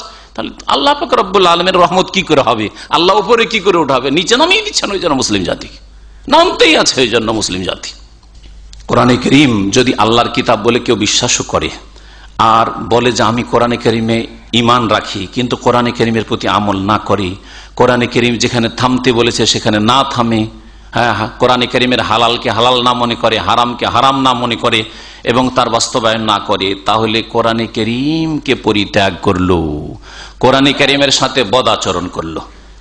আর কিয়ামতের দিন এই সব লোকের বিরুদ্ধে রাসূলুল্লাহ সাল্লাল্লাহু আলাইহি সাল্লাম কেস দায়ের করবেন, আল্লাহ পাকের দরবারে অভিযোগ করবেন, ইন্না কওমি ইত্তাখাযু হাযাল কুরআনা মাহজুরা, হে আল্লাহ আমার জাতি এই মুসলিমরা এই কোরআনকে পরিত্যাগ করেছে, কোরআনকে তালাক দিয়েছে। না মহান আল্লাহ ইরশাদ করছেন সূরা তাহায়, আল্লাহ পাক রব্বুল আলামিন ইরশাদ করেছেন ওমান আ'রাযা আন যিকরি ফাইন্না লাহু মাঈশাতান দানকা, যারা আমার উপদেশ থেকে মুখ ফিরিয়ে নেবে তাদের জন্য জীবন সংকীর্ণ রয়েছে। যারা আমার উপদেশ থেকে মুখ ফিরিয়ে নেবে তাদের জীবন কি রয়েছে? সংকীর্ণ। ওয়া নাহশুরুহু ইয়াওমাল কিয়ামাতি, আমার কিয়ামতের দিন তাদেরকে আমি অন্ধ করে উঠাবো, অন্ধ করে উঠাবে আল্লাহ পাক রব্বুল আলামিন। যারা আমার উপদেশ থেকে মুখ ফিরিয়ে নিয়েছে, উপদেশ থেকে মুখ কারা ফিরিয়েছে? উপদেশ কি? আল কোরআন হচ্ছে উপদেশ। ইন্না নাহনু নাযালনা যিকর, আল্লাহ বলছেন আমি জিকির নাযিল করেছি। যারা কোরআনে কারীম থেকে মুখ ফিরিয়ে নিয়েছে মানে আমল করেনি, কোরআনে কারীমের হালাল হারাম মেনে চলেনি, তারা মুখ ফিরিয়েছে, তাদের জীবন হবে সংকীর্ণ জীবন, অশান্তির জীবন। আজকে দেখেন দুনিয়ার ক্ষেত্রে ধন সম্পদের অভাব নেই, ভোগবিলাসের সামগ্রীর অভাব নেই, পয়সার অভাব নেই, কোনো কিছু অভাব নেই, সব দিক থেকে সুখে মনে, কিন্তু সুখ নেই, মানসিক শান্তি নেই। এর বাস্তব প্রমাণ হচ্ছে আত্মহত্যার সংখ্যা ওইসব দেশে, ওইসব পরিবেশে যেখানে ওইসব লোকেরা বাস করে যারা আল্লাহ পরকালে বিশ্বাসী, কোরআনে বিশ্বাসী নয়, অমুসলিমদের মধ্যে। আর গরিব দেশে নয় যে খেতে পায় না এই জন্য আত্মহত্যা করেছে, ধনী দেশগুলিতে আত্মহত্যার সংখ্যা বেশি। তাহলে কেন শান্তি নেই তাদের? এইরকমই মুসলিম পরিবারে, যেসব পরিবারে আত্মহত্যার ঘটনা ঘটে দেখবেন যে ওই পরিবারে কোরআনী জীবন নেই, কোরআনের কোনো জ্ঞান নেই। যে আত্মহত্যা করেছে তারও, তার বাপ মায়েরও, তার ভাই বোনদেরও, গোটা পরিবারে দিন সম্পর্কে কোরআন সম্পর্কে কোনো জ্ঞান নেই, কোরআনের হক আদায় করে না, কোরআন থেকে বিমুখ হয়েছে। সেই জন্য আল্লাহ পাক রব্বুল অশান্তির জীবন দিয়েছেন, অশান্তিতে আর বরদাস্ত করতে পারেনি, তখন পথ ধরেছে যে এতেই মনে হয় কল্যাণ আছে যে আত্মহত্যা করি। কিন্তু আত্মহত্যা করে জানে না যে আমি এমন জায়গায় যাচ্ছি যেখানে আমার উপরে এই আযাব শাস্তি চলতেই থাকবে, আর সেখানে মওত আসবে না। সেখানে আত্মহত্যা করতে চাবো, সেখানে তার মওত আসবে না, কিন্তু এইরকম আযাব হইতেই থাকবে। ওয়া নাহশুরুহু ইয়াওমাল কিয়ামাতি, আমার কিয়ামতের দিন অন্ধ করে তাদেরকে উঠাবো। জিজ্ঞাসা করবে আল্লাহ অন্ধ করে কেন উঠালে?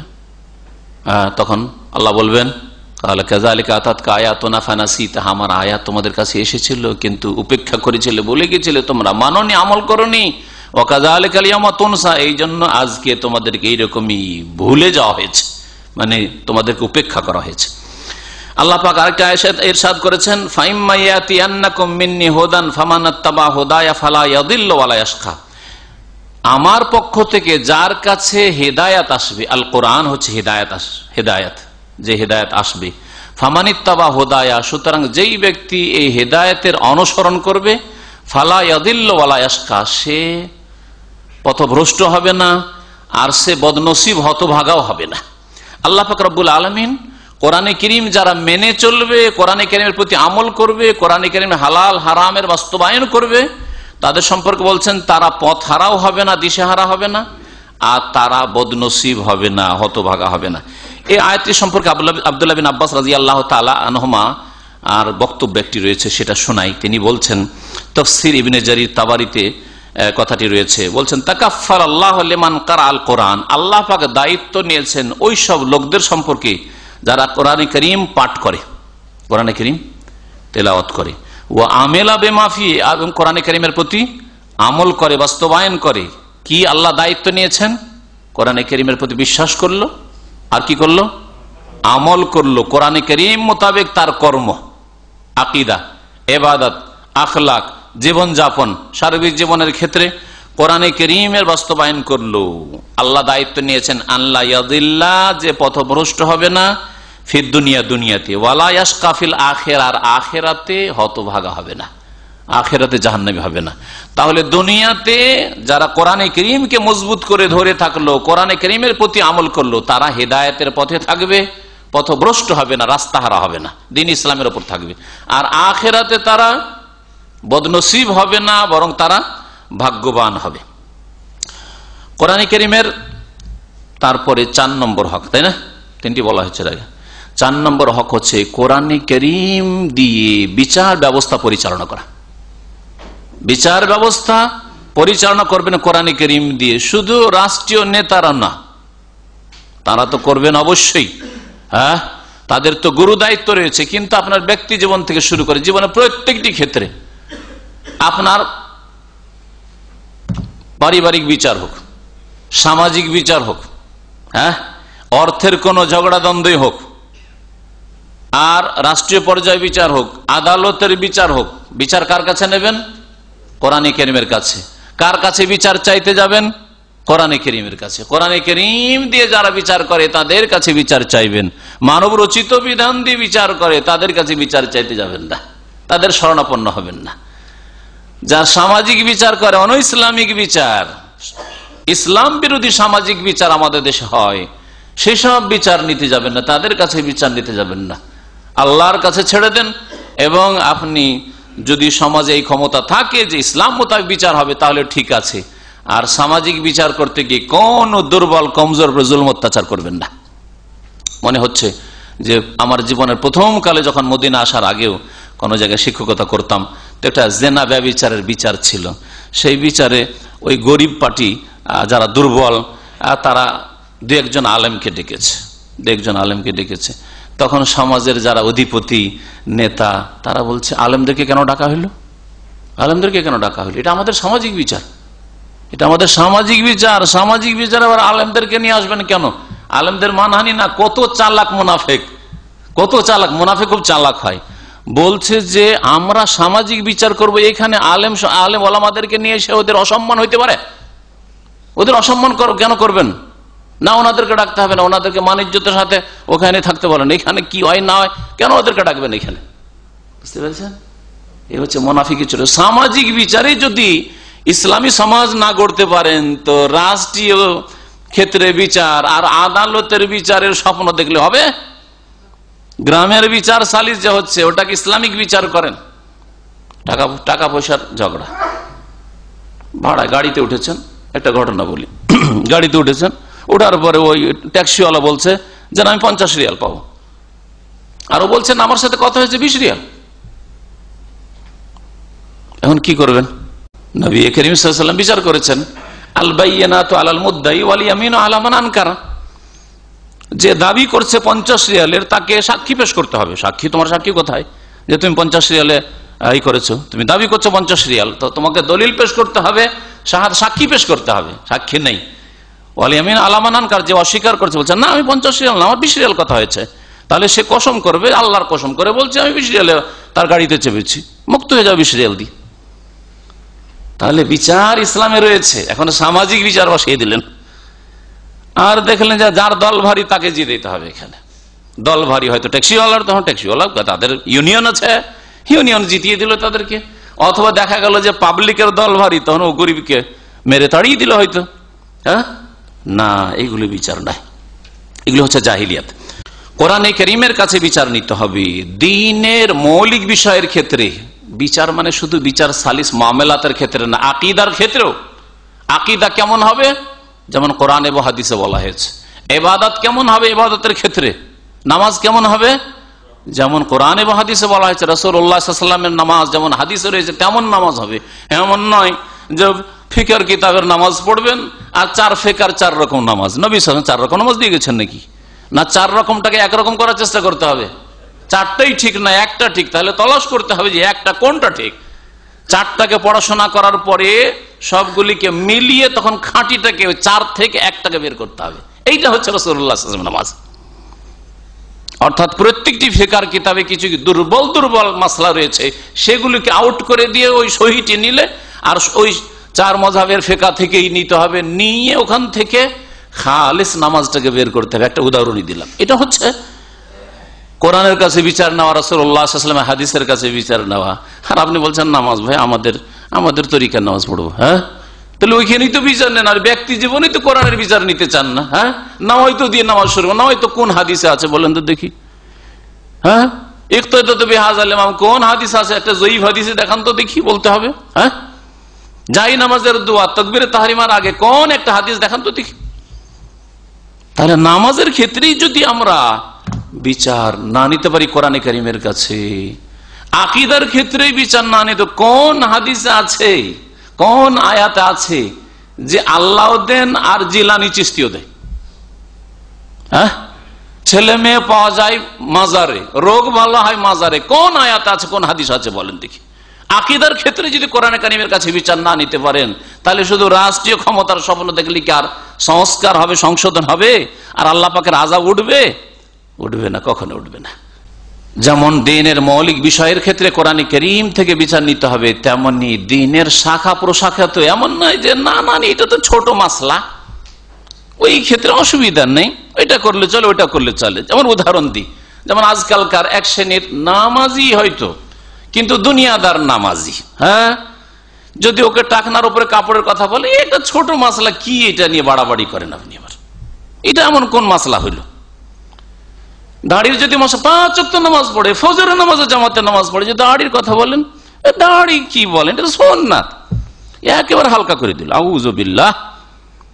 তাহলে কোরআনের কাছে কোথায় বিচার নিলেন আপনি?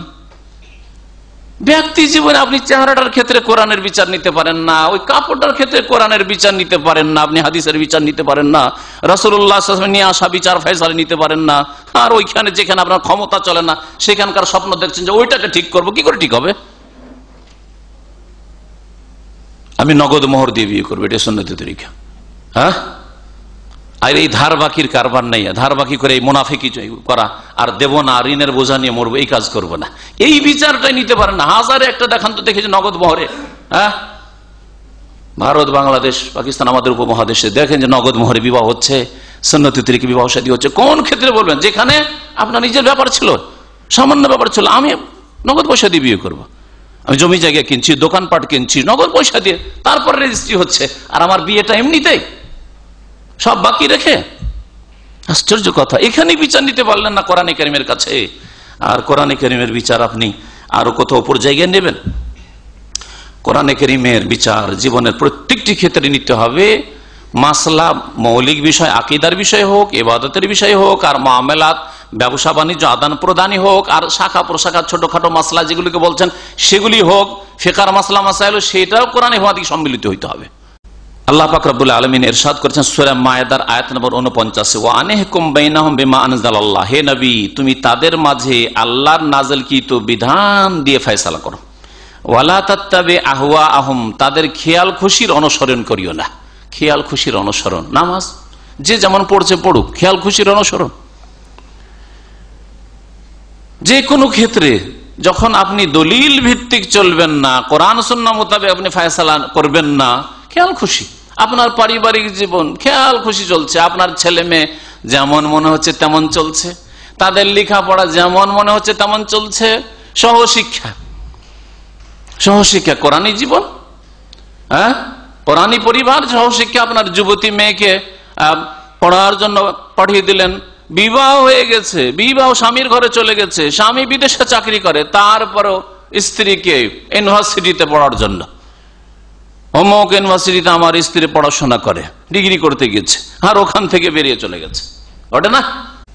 তাদের খেয়াল খুশির অনুসরণ করিও না, বরং ফয়সালা কর আল্লাহ নাযিলকৃত বিধান দিয়ে, কোরআনে কারীম দিয়ে। ওয়াহজারহুম, আর সাবধান হয়ে যাও তাদের থেকে, আইয়াফতিনুকা আম বাদি মা আনজালাল্লাহ, আল্লাহ পাক যা নাযিল করেছেন তার কিছু অংশ থেকে তোমাকে ফিরিয়ে না নেয়। অসুবিধা নেই, ঠিক আছে কোরআনের কথাই মানছি, কিন্তু কিছু কথায় ডিসকাউন্ট দেন। এমন নয় যে তুমি ডিসকাউন্ট দিয়ে দাও, সমঝোতায় চলে আসো যে ঠিক আছে আমি ইসলাম মানছি, কিন্তু পর্দার বিষয়টা পুরোপুরি মানতে পারছি না। দিন ইসলাম মানছি, কিন্তু লেখাপড়ার ব্যাপারটা আজকাল ছেলে মেয়েদেরকে পড়াইতে হবে, ডাক্তার বানাইতে হবে, ইঞ্জিনিয়ার বানাইতে হবে, সুতরাং সহশিক্ষা ছাড়া পারছি না। ওয়াহজারহুম, সাবধান, আল্লাহ যা নাযিল করেছেন সেই বিধান কায়েম করতে গিয়ে তোমাকে কিছু ক্ষেত্রে ফিতনায় না ফেলে দেয়। কিভাবে সাবধান করা হয়েছে কোরআনে কারীম আজকালকার মুসলিম সমাজের উপর কিভাবে ফিট হচ্ছে দেখেন তো দেখি। ফাইন তাওয়াল্লাউ, তারপরে তারা যদি ফিরে যায়, যে আল্লাহর দিন মোতাবেক জীবনযাপন করলো না, আল্লাহর দিন দিয়ে বিচার নিল না, কোরআন দিয়ে বিচার নিল না, ফাআলাম, তো জেনে রাখো, আন্নামা ইউরিদুল্লাহু আন ইউসিবাহুম বিবাযি যুনুবিহিম, আল্লাহ তাদের সাথে এটাই চান যে তাদের কিছু গুনহার তাদেরকে শাস্তি দেবেন। কত সুন্দর কথা, যে যখন দিনকে মানবে না, যখন কোরআনে কারীমের কাছে বিচার নেবে না, বরং উল্টো দিকে ফিরে যাচ্ছে, ফাইন তাওয়াল্লাহ, যদি ফিরে যায় যে আমরা পশ্চিম আইন দিয়ে বিচার করব, হ্যাঁ আমরা রাশিয়ার আইন দিয়ে বিচার করব, হ্যাঁ আমরা অমুক মতবাদ দিয়ে দেশ পরিচালিত করব, ইত্যাদি ইত্যাদি, আমাদের সামাজিক কিছু প্রথা আছে সেগুলো না মানলে চলে না, অথচ সামাজিক প্রথা কুসংস্কারে ভরা, ছেলে মেয়ের অবাধ মেলামেশা, ফিতনার কারণ সামাজিক কাজ, সামাজিক বিষয়। এই যদি করে তো জেনে রাখো যে আল্লাহ তাদেরকে তাদের কিছু গুনার কি করতে চান, শাস্তি দিতে চান। আজকে গুনারই শাস্তি মুসলিম উম্মত পাচ্ছে, যে তারা আল্লাহ পাকের কোরআনে কারীম থেকে ফিরে গেছে, কোরআনে কারীমের থেকে বিচার নেওয়া থেকে ফিরে গেছে। ওয়া ইন্না কাসীরাম মিনান নাসি লাফাসিকুন, আর অধিকাংশ মানুষ হচ্ছে পাপিষ্ঠ, অধিকাংশ মানুষ হচ্ছে ফাসিক, বিরুদ্ধাচরণকারী। আল্লাহ পাক রব্বুল আলামিন আরো ইরশাদ করেছেন, ওমান লাম ইয়াহকুম বিমা আনজালাল্লাহু ফাউলাইকা হুমুল কাফিরুন, ওমান লাম ইয়াহকুম বিমা আনজালাল্লাহু ফাউলাইকা হুমুল ফাসিকুন, ওমান লাম ইয়াহকুম বিমা আনজালাল্লাহু ফাউলাইকা হুমুজ জালিমুন। তিনটি আয়াতে, একটাই আল্লাহ কাফের বলেছেন, আর একটাই জালেম বলেছেন, আর একটি আয়াতে বলেছেন যারা মানব রচিত বিধান দিয়ে ফয়সালা করে তারাকে ফাসিক, পাপিষ্ঠ বলেছেন। তাহলে এর দ্বারা বোঝা গেল যে যারা মানুষের তৈরি করা আইন দিয়ে বিচার করে তারা ঢালাহারে কাফের না। আর এই কুফরির ফতোয়াটা শুধু আদালতে যারা মানব রচিত বিধান দিয়ে ফয়সালা তাদের উপরই লাগবে, আর আপনার নামাজটা মানুষের তৈরি করা রাসূলুল্লাহ সাল্লাল্লাহু আলাইহি ওয়াসাল্লাম, সেই ক্ষেত্রে আপনার উপর আপনার ফতোয়াটা ফিট হবে না। আপনার আকীদাটা ভ্রান্ত, আপনার আকীদার ক্ষেত্রে আল্লাহ প্রদত্ত বিধান মোতাবেক আকীদা হয় না, নবী নূরের তৈরি, নবীর ছায়া ছিল না, নবী হায়াতুন নবী বেঁচে আছেন, এগুলো মানুষের তৈরি করা হইল না, ওই ক্ষেত্রে আপনার উপর ওই ফতোয়াটা ফিট হবে না। এই জন্য ঢালাহারে ফতোয়া দেবেন না। কেউ কাফের হবে, কেউ জালেম হবে, কেউ ফাসিক হবে। যারা মনে করে যে মানুষের তৈরি করা জিনিস বেশি উত্তম অথবা কোরআনের সমান, তারা কাফের হয়ে যাবে। আর যারা মনে করে যে না কোরআনের বিধানই উত্তম কিন্তু আমরা পারছি না, তারা হয় জালেম হবে যদি কারো হক নষ্ট করে, আর যদি কারো হক নষ্ট না করে, এমন ক্ষেত্রে হয়তো মানুষের তৈরি করা বিধান মোতাবেক চলছে, সামাজিক প্রথা মানছে যেগুলি কোরআন হাদিসের সাথে সংঘর্ষিত, কিন্তু পারি না সেই জন্য করছি, তাহলে ফাসিক হবে, গুনাহগার হবে, ফাসিক হবে। তাহলে এই জন্য কুফরির বিষয়ে সাধারণ মানুষদের মুখ খোলা মোটেই জায়েজ নয়, নির্দিষ্ট করেও নয়, আর অনির্দিষ্ট করে নয়। আর এমনকি আলেমদেরকেও নির্দিষ্ট করে কারো সম্পর্কে বলা যে অমুক ব্যক্তি এটা জায়েজ নয়, যতক্ষণ পর্যন্ত কুফরির জন্য যেসব শর্ত রয়েছে, কুফরি কারো সম্পর্কে বলার ক্ষেত্রে অথবা তার থেকে ঈমান কেড়ে নেওয়ার ক্ষেত্রে, যতক্ষণ পর্যন্ত সেসব শর্ত পুরা না হয়েছে আর বাধা দূর না হয়েছে, এরকম ফতোয়াবাজি করা বাড়াবাড়ি। 5 নম্বর হক হচ্ছে কোরআনে কারীম অর্থ বুঝবেন, বুঝার সাথে সাথে গভীরভাবে চিন্তা করবেন, যেটাকে কোরআনের ভাষা বলা হয়েছে তাদাব্বুরি কোরআন। তাদাব্বুরি কোরআন মানে কোরআন নিয়ে গৌর ফিকির করা, চিন্তা গবেষণা করা। চিন্তা গবেষণা করে আপনি দুনিয়ার কিছু আবিষ্কার করবেন, এটা বলতে চাই না আল্লাহ পাক রব্বুল আলামিন। সে আল্লাহ যদি দেন যে দুনিয়ার ক্ষেত্রে কিছু আসলো আপনার, সেটা আল্লাহ পাক রব্বুল আলামিনের দান, কিন্তু কোরআনে কারীম নিয়ে গভীরভাবে আপনার গবেষণা করা মানে কোরআনের গভীরতায় ঢোকার চেষ্টা করা। একটা হচ্ছে কোরআনের অর্থটা বুঝলেন, আপনি তরজমা বুঝলেন, তফসিরটা বুঝলেন, আল্লাহ পাক রব্বুল আলামিন কি বলছেন এটা বুঝে গেলেন। এটা হচ্ছে অর্থ বোঝা, শিখা এবং শিখানো ওই হকের ক্ষেত্রে চলে এসছে। আর একটা এর চাইতে গভীরতায় আপনার নামার চেষ্টা করা, যে কোরআনের প্রত্যেকটি আয়াত আপনি পড়বেন, অর্থ বুঝবেন এবং সেটা নিয়ে বারবার করে গভীরভাবে চিন্তা করবেন, যাতে করে আপনার ঈমানি উন্নতি হয়, আপনার হৃদয় আলোকিত হয়, মুনাওয়ার হয়, আপনার জীবনটা পাল্টে যায়, আপনার অন্তরটা নরম হয়ে যায়, আর আপনার চোখ দিয়ে আপনি ইচ্ছা না করলেও পানি চলে আসে। এটা হচ্ছে তাদাব্বুরে কোরআন, কোরআন নিয়ে গৌরব ফিকির করা, কোরআন নিয়ে গভীরভাবে গবেষণা করা বা চিন্তা করা। আল্লাহ পাক রব্বুল আলামিন দুটি আয়াতে আহ্বান করেছেন এই মর্মে। সূরা নিসার আয়াত নম্বর 82, তাতে আল্লাহ পাক ইরশাদ করেছেন, আফালা ইয়াতাদাব্বারুনাল কোরআন, তারা কি কোরআন নিয়ে গভীরভাবে চিন্তা করে না? ওয়ালাউ কানা মিন ইনদি গায়রিল্লাহ, এই কোরআনে কারীম আল্লাহ ছাড়া যদি অন্য কারো তরফ থেকে হইতো, লাওয়াজাদু ফি ইখতিলাফান কাসীরা, তাহলে তাতে অনেক দ্বিমত পেত, অনেক পরস্পর বিরোধী কথা পেত। কোরআন যদি আল্লাহ ছাড়া অন্য কারো তরফ থেকে হইতো, তো একটি আয়াত আর এক আয়াতের সাথে সংঘর্ষিত হইতো। এক জায়গায় একরকম বলা হয়েছে, আরেক জায়গায় আর এক রকম বলা হয়েছে। যেমন যেসব কিতাব বিকৃত হয়েছে সেসব কিতাবে, যেসব পুস্তক মানুষ রচনা করেছে সেসব ক্ষেত্রে এক জায়গায় নবীদেরকে বাড়িয়ে দেওয়া হয়েছে অতিরঞ্জন করে, উলুহিয়াতের গুণ দিয়ে দেওয়া হয়েছে, আর এক জায়গায় নামাতে নামে তাদেরকে চরিত্রহীন করে দেওয়া হয়েছে। যেমন বিকৃত বাইবেলের অবস্থা, এইরকমই বেদের অবস্থা। বেদে কোন জায়গায় তৌহিদের কথা, একত্বের কথা, আল্লাহর একত্বের কথা বলা হয়েছে, আবার দেবদেবীর কথা আর শিরকের কথা বলা হয়েছে। ওয়ালাউ কানা মিন ইনদি গায়রিল্লাহি লাওয়াজাদু ফি ইখতিলাফান কাসীরা, মানুষের তৈরি করা আর্যদের যেহেতু রচনা, সেই জন্য তাতে তৌহিদ আল্লাহর একত্বের কথাও আছে আর শিরক আর দেবদেবীর কথাও আছে। কিন্তু কোরআনে কারীম আছে কি? কোরআনে কারীম আছে কোন কবর মাজার পূজা? গৌস আছে, কুতুবের কথা আছে, ফানা ফিল্লাহর কথা আছে, তাসাউফের কথা আছে? কোথায় দেখান তো দেখি। তাহলে বলতাম যে হ্যাঁ, কোরআনে তৌহিদ আছে, আর সুন্নত আছে, আর বিদআত আছে। কোথায় আছে? কোরআনে তৌহিদ আছে, শিরক নেই, শিরককে নির্মূল করা হয়েছে, আর কোরআনে সুন্নত আছে, বিদআত নেই। আল্লাহ পাক রব্বুল আলামিন সূরা মুহাম্মদ ইরশাদ করেছে, আফালা ইয়াতাদাব্বারুনাল কোরআন, মানব জাতি কি কোরআন নিয়ে গভীরভাবে গবেষণা করে না? আম আলা কুলুবিন আকফালুহা, নাকি তাদের অন্তরে তালা লাগানো আছে? অন্তরে তালা লাগানো আছে, সেই জন্য কোরআন নিয়ে গভীরভাবে চিন্তা করেন না।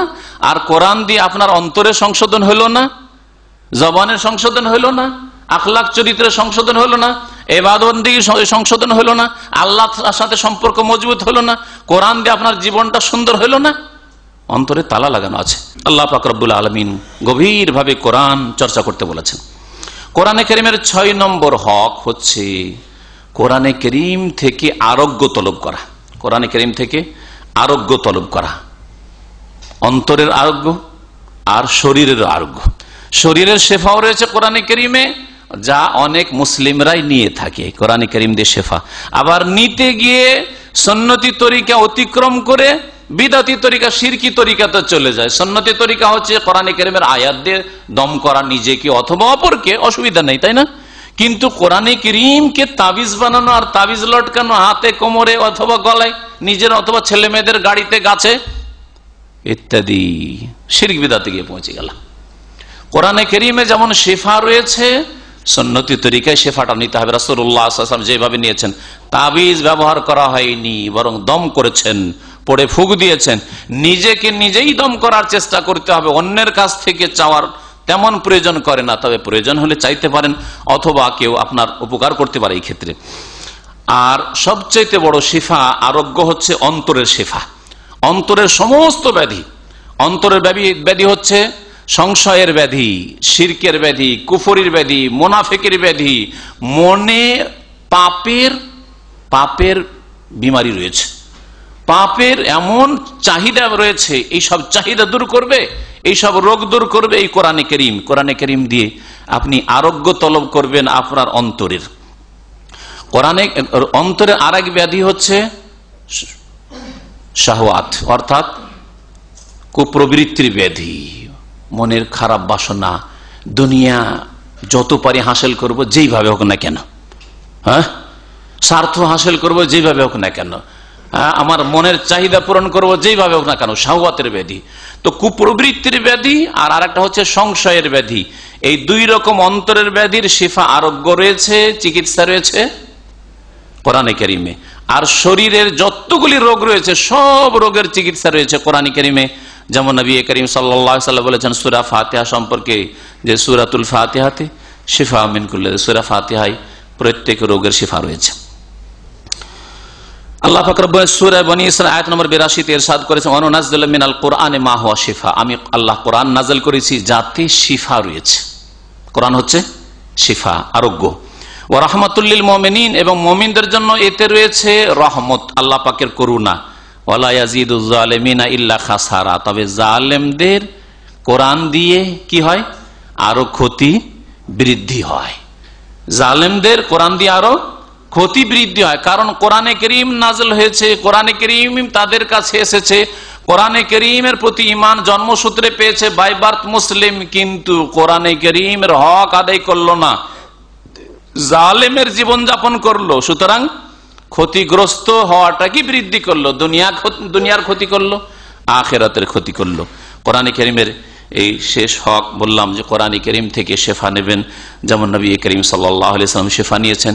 শরীরের কোরআনে কারীম থেকে শেফা নেবেন, অন্তরের যেমন রাসূলুল্লাহ সাল্লাল্লাহু আলাইহি ওয়াসাল্লাম সাহাবায়ে কেরামরা শেফা নিয়েছেন। যাদের অন্তরে শিরক কুফরি ভরা ছিল তারা শিরক কুফরিকে দূর করে দিয়ে এমন ঈমান দিয়ে অন্তরকে আলোকিত করেছিলেন যে তাদের কাছে জানের সামান্য কোনো মূল্য ছিল না। আল্লাহ রাব্বুল আলামিনের রাস্তায় চলে যাব এবং আল্লাহ রাস্তায় এই জানকে যদি কুরবানি করতে পারি, মাল কুরবানি করতে পারি, তাহলে আমি ভাগ্যবান হলাম। এই তাদের ঈমান তৈরি হয়েছিল, এইভাবে তাদের অন্তর আলোকিত হয়েছিল। নবী করিম সাল্লাল্লাহু আলাইহি ওয়াসাল্লামের একটি হাদিস শেষখানে শোনায় কোরআনে কারীমের ফজিলত সম্পর্কে। নবী সাল্লাল্লাহু বলেছেন যে কোরআনে কারীম যারা পড়ে, ওয়া মাহিরুন আল্লাযী ইয়াকরাউল কোরআন ওয়া হুয়া মাহির, কোরআনে কারীম পড়ে এবং কোরআনে কারীমে পারদর্শী। তাহলে কোরআনে কারীমের অর্থে পারদর্শী, কোরআনে কারীমের তেলাওয়াতে পারদর্শী, কোরআনে কারীম মুখস্থ করে পারদর্শী যদি হইতে পারেন, তো মা সাফারাতিল কিরামিল বারা, সম্মানিত দূতদের সাথে যারা নেক, অর্থাৎ ফেরেশতাদের সাথে আল্লাহ পাক রব্বুল আলামিন তাদেরকে স্থান দান করবেন জান্নাতে। ওয়াল্লাযী ইয়াকরাউল কোরআন, আর কেউ যদি কোরআন সুন্দর করে না পড়তে পারে, ছোটকালে শিখেনি, বড় হয়ে শিখেছে, এখনো ভাষা সুন্দর হয়নি, তাজবিদ সুন্দর হয়নি, কোরআনের অর্থ ভালো করে বুঝতে পারে না, কোন রকম অর্থটা হয়তো বুঝছে, ওয়াল্লাযী ইয়াকরাউল কোরআন ওয়া ইয়াতাতাউ ফীহি, আর খুব কষ্ট করে কোরআন পড়ে, ওয়া হুয়া আলাইহি শাক্কুন, আর কোরআন পড়তে তাকে ভারীও লাগে, কষ্টও লাগে, উচ্চারণ করতে বড় কষ্ট লাগে, লাহু আজরান, তাকে আল্লাহ পাক দ্বিগুণ নেকি দেবেন। কষ্ট করে যে এর জন্য এক গুণ, আর আরেক গুণ দেবেন যে কোরআন যে সে পড়লো, কোরআনের সাথে সম্পর্ক রাখলো, সেই জন্য আল্লাহ পাক রব্বুল আলামিন নেকি দিবেন। সুতরাং কোরআনে কারীমের প্রথম যেটা পদক্ষেপ হক আদায় করার ক্ষেত্রে কোরআনে কারীম পড়ার চেষ্টা করেন, তিলাওয়াতটা যাতে করতে পারেন। মসজিদে এসে বসলে বোবার মতো যেন বসে না থাকতে হয়, এদিক ওদিক না তাকান, কোরআনে কারীমটা একটু তেলাওয়াত করতে পারেন। রমজান মাস আসলো বিশেষ করে, তখন একটু কোরআনে কারীম বেশি বেশি তেলাওয়াত করলেন।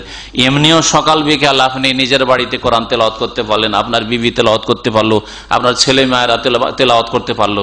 এটা হচ্ছে ইসলামিক তরিকা আর ইসলামিক জীবন।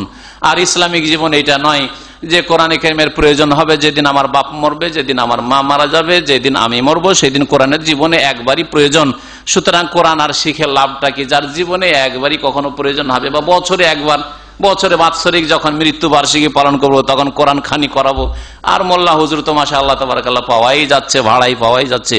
কোরআন নিয়ে ওরা প্রস্তুতি ডাকলেই শুধু মুরগা মুসাল্লামের একটু যদি আশা থাকে তাহলেই হাজির হয়ে যাবে, কিছু টাকা পয়সা পাবে, তাহলে তো বক্সাবার জন্য হাজির হয়ে যাবে। তাহলে আর আমাদের দেশের পয়সাওয়ালারা কেন কোরআন শিখবে? আর তাদের ছেলে মেয়েরাই কেন কোরআন শিখবে? আর তাদের বিবিরাই কেন কোরআন শিখবে? আর কেন কোরআন শিখাবে তারা? এই আলেম সমাজ যদি তারা এই ভাড়াইটা হয়ে কোরআন পড়তে না যেত বাড়িতে বাড়িতে, তাহলে প্রত্যেক স্তরের লোক কোরআন শিখত, ওপর থেকে শুরু করে নিচে স্থান পর্যন্ত সমস্ত লোকেরা কোরআনে কারীম শিখত। কারণ কোরআনে কারীমের প্রয়োজন রয়েছে, কোরআনে কারীম ছাড়া চলবে না। আর কোরআনে কারীম জীবিতদের জন্য, মৃতদের জন্য নয়, যেমন এক শ্রেণীর মূর্খরা মনে করে থাকে। লিউনজিরা মান কান হাইয়ান, আল্লাহ পাক সূরা ইয়াসিনে বলেছেন যে কোরআনে কারীম দিয়ে সতর্ক করা উদ্দেশ্য কারাকে? যারা জীবিত বেঁচে আছে, আর মারা গেছে ও কি ওর জন্য কোরআন, ওর জন্য কোনো কোরআন কাজে আসবে না, ওর জন্য কোরআন কাজে আসবে না, স্পষ্ট কথা। কারণ নবী করিম সাল্লাল্লাহু আলাইহি ওয়াসাল্লাম বলছেন মানুষ যখন মারা যায় তখন তার কর্ম বন্ধ হয়ে যায়, তো তার কর্ম বন্ধ হয়ে গেছে, কোরআন দিয়ে কি করবেন? আবার কোরআন পড়ে বক্সাবেন নাকি পৌঁছাবেন? নবী করিম সাল্লাল্লাহু আলাইহি ওয়াসাল্লামের বড় স্ত্রী খাদিজা রাদিয়াল্লাহু তাআলা মারা গেছেন, কোরআন দিয়ে বক্সাননি। নবী সাল্লাল্লাহু আলাইহি ওয়াসাল্লামের 3 মেয়ে মারা গেছেন নবী সাল্লাল্লাহু আলাইহি ওয়াসাল্লামের জীবদ্দশায়, তাদের একবারও কোরআন বক্সেনি। তাহলে এই কোরআন দিয়ে বক্সানো, কোরআন পড়ে সওয়াবটা আমি হাদিয়া করে দিলাম অথবা ইসালে সওয়াব করলাম, সওয়াব রেসানি করলাম, এসব ভাষা বিদাতি ভাষা, এসব ভাষা ইসলামিক ভাষা নয়, এগুলো কোরআন এবং হাদিসের ভাষা নয় এবং সুন্নতি তরিকাও নয়। আল্লাহ পাক রব্বুল আলামিন যেন কোরআন কারীমের হক আদায় করার তৌফিক দান করেন। আল্লাহ পাক রব্বুল আমাদের গুনাহ খাতা যেন মাফ করে দেন। কোরআন কারীমের যেসব হকগুলি, 6টি হক আলোচনা করলাম, আল্লাহ পাক রব্বুল আমাদের সবগুলি হক আদায় করার যেন তৌফিক দান করেন। কোরআন কারীম সম্পর্কে রাসূলুল্লাহ সাল্লাল্লাহু আলাইহি ওয়াসাল্লাম কিয়ামতের দিন যেসব লোকদের সম্পর্কে অভিযোগ করবেন আল্লাহর দরবারে, আল্লাহ তাদের দলে আমাদেরকে শামিল করিও না, তাদের দলে আমাদেরকে শামিল করো যাদের সম্পর্কে নবী করিম সাল্লাল্লাহু আলাইহি ওয়াসাল্লাম ভবিষ্যৎবাণী করেছেন আর বলেছেন সবচেয়ে শ্রেষ্ঠ ওই সব লোকেরা যারা কোরআন শিখে এবং শেখায়, যারা কোরআন কারীম ভালো করে পড়ে, কোরআন কারীমের হক আদায় করে, তাদের দুনিয়াতে আল্লাহ পাক উপরে উঠাবেন, সম্মানিত করবেন, তাদের আল্লাহ পাক আমাদের শামিল করো। কোরআন কারীম দিয়ে আমাদের দুনিয়াকে সুন্দর করে দাও, আল্লাহ পাক আমাদের আখিরাতকে সুন্দর করে দাও। আল্লাহ পাক রব্বুল আলামিন তোমার কাছে দোয়া করি, আল্লাহ আমাদের জান্নাতুল ফিরদৌস দান করো কোরআন কারীমের বরকতে। আল্লাহ তুমি আমাদেরকে হেদায়েত দান করো, আমাদেরকে দ্বীনের উপর কায়েম রাখো। আল্লাহ আমাদের আত্মীয় স্বজনদের গুনাহ খাতা তুমি মাফ করে দাও, বাপ মায়ের গুনাহ খাতা মাফ করে দাও। যারা মুমিন মুমিনা দুনিয়া থেকে বিদায় নিয়েছে তাদের গুনাহ খাতা তুমি মাফ করে দাও, তাদের সকলকে জান্নাতুল ফিরদৌস দান করো। রব্বানা ইগফির লানা ওয়া লিইখওয়ানিনা আল্লাযীনা সাবাকুনা বিল ঈমান ওয়া লা তাজআল ফী কুলুবিনা গিল্লাল লিল্লাযীনা আমানু রব্বানা ইন্নাকা রাউফুর রাহিম। সুবহানা রাব্বিকা রাব্বিল ইজ্জাতি আম্মা ইয়াসিফুন ওয়া সালামুন আলাল মুরসালিন ওয়া আলহামদুলিল্লাহি রাব্বিল আলামিন। সম্পর্কে আমাদের ভাই জিজ্ঞাসা করেছেন যে আমাদের অনেকে আছে যারা মুরব্বী হয়ে গেছে, বয়স হয়ে গেছে, এখন শিখার তেমন বয়স নেই, আর শিখলেও শুদ্ধ করতে পারবে না, ওরা ভুল কোরআন পড়ে, তো ওদের কি গুনাহ হবে?